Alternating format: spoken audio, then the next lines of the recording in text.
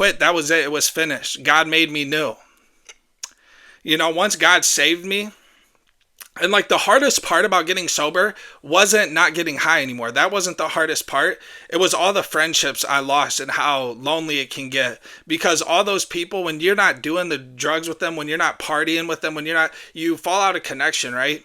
And, I love all my old friends, and I sincerely wish all my old friends the best.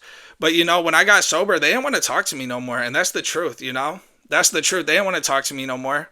And I just want to say, I'm no better than anybody who does use substance abuse, or anybody who's watching this who's an atheist. I'm no better than you. God loves you just as much as he loves me. But we have to come to a point in our lives where we make a decision. You see, when I quit using Mary Jane, there were days I felt tempted, bro. I mean, wanting to puff bad. But what did I do? I had to make a decision to stay obedient to Christ and walk it out. And that's what a lot of people don't get. They live solely based on emotion rather than decision making.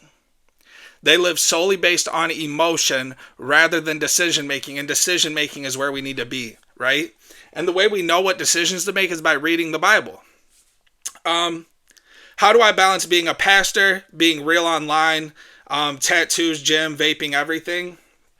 As somebody who does run, obviously very successful online ministry, as somebody who's been a pastor at a church for 5 years, I'm a competitive bodybuilder. I'm a professional vapor. I do a lot of stuff. And to stay balanced, I do a lot of things. I make sure to make time for what's the priority number one every day, which is Jesus Christ. I usually write down everything I need to do every day. I write down everything I need to do. I journal. And then I go one by one and check everything off. Like today is a huge content day. As you can see on my page, we're going to have a bunch of videos drop today.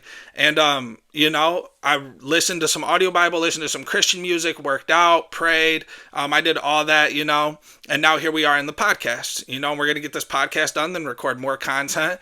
And staying balanced means you have to prioritize what you need to do, right? And if you're somebody who feels like you're constantly running out of time, or you feel constantly rushed through your day, I would recommend making a list of what needs to be done. Make a list of what needs to be done and do what's most important, and then work from there. I know that sounds really simple, but it actually works. There's a reason that people have written down to-do lists for years and years and years, because to-do lists work. So, I prioritize what needs to be done each day, and I take care of it in that order. So how do I stay balanced? And you got to remember, if you're a Christian, you have to make time for God.